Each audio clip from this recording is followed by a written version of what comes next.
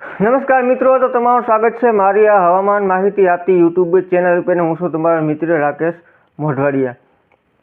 તો સૌથી પહેલાં આપણી આ ચેનલ ઉપર જે કોઈ મિત્રો નવા હોય અને હજી સુધી ચેનલને સબસ્ક્રાઈબ ના કરી હોય તો જરૂરથી સબસ્ક્રાઈબ કરી દેજો.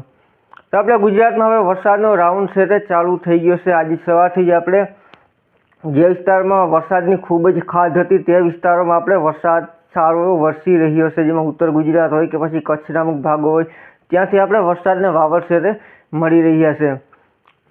હવે આપણે સિસ્ટમની વાત કરી લઈએ તો હાલ સિસ્ટમ આંશિક રીતે 1 કે 2 દિવસ જે રીતે આપણે 29-30માં થવાનું હતું તેમાં થોડું લેટ થઈ ગયું છે. સિસ્ટમની આગળ વધવાની ગતિ આંશિક રીતે થોડી ધીમી હતી, એટલે આપણે આવી રીતે 1-2 દિવસ આગળ પાછળ જોવા મળ્યું. પણ હવે સિસ્ટમ છે તે હવે સ્પીડમાં સિસ્ટમ છે તે આગળ વધશે. એટલે હવે જે 36 થી 48 કલાક છે તે મુખ્ય વરસાદી રાઉન્ડની મુખ્ય કલાકો રહેશે. કેમ કે હવે સિસ્ટમ છે તે ખૂબ જ આગળ વધશે અને ઉત્તર પશ્ચિમ તરફ આગળ વધશે અને 48 કલાકમાં આ સિસ્ટમ છે તે અરબ સાગર તરફ પસાર થઈ જશે. એટલે આ સિસ્ટમની જે છે અત્યારથી આપણે 36 થી 48 કલાક મુખ્ય છે તે જોવા મળશે વરસાદી રાઉન્ડ આંશિક રીતે 30 થી 31 તારીખના અમુક કલાકો સુધી. તો હવે આપણે આ સિસ્ટમના વરસાદની વાત કરીએ તો આ સિસ્ટમનો જે વધુ વરસાદ છે તે જે વિસ્તારમાં જરૂરિયાત છે, જેમાં વરસાદની ખૂબ જ ખાધ છે, ત્યાં આવી વરસાદનો રાઉન્ડ છે તે સારો એવો જોવા મળશે. જેમાં આપણે જામનગર હોય, મોરબી હોય, તેમજ સુરેન્દ્રનગર હોય,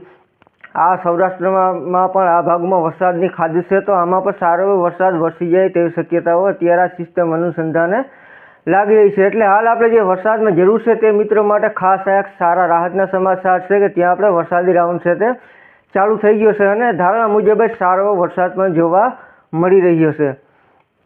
તો હવે વાત કરી લઈએ પશ્ચિમ સૌરાષ્ટ્રની. તો આપણે ખાસ દ્વારકા અને પોરબંદરની વાત કરી લઈએ તો આમાં પણ આપણે અમુક વિસ્તારમાં હળવાથી મધ્યમ વરસાદની શક્યતાઓ જણાઈ રહી છે. જો કે શું સ્થિતિ રહેશે તે અત્યારે ખાસ ખ્યાલ ના આવે. દરિયાકાંઠાના વિસ્તારમાં ક્યાંક વધુ પડી જાય અને ધારણા કરતાં પણ ક્યારેક અમુક ટાઈમ વધુ પડી જતો હોય. પણ હાલની સ્થિતિ મુજબ આપણે જોવા જઈએ તો દક્ષિણ અને પશ્ચિમ સૌરાષ્ટ્રમાં આપણે હળવાથી મધ્યમ વરસાદની શક્યતાઓ લાગી રહી છે. કદાચ અમુક વિસ્તાર રહી પણ જઈ શકે, પણ આપણે આ કલાકોમાં આપણે આમાં પણ વરસાદની ગતિવિધિમાં વધારો થશે અને હળવાથી મધ્યમ સુધીનો વરસાદ છે તે જોવા મળશે.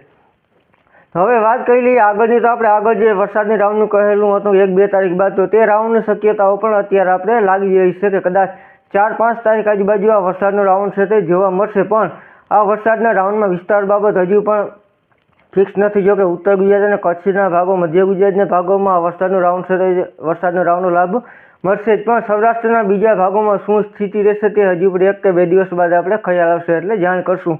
તો હવે ખાસ આપણે વરાપની વાત કરી લઈએ તો ઘણા ખેડૂત મિત્રોને અત્યારે ખાસ વરાપની જરૂર છે, જેમાં પશ્ચિમ સૌરાષ્ટ્ર તો ખાસ.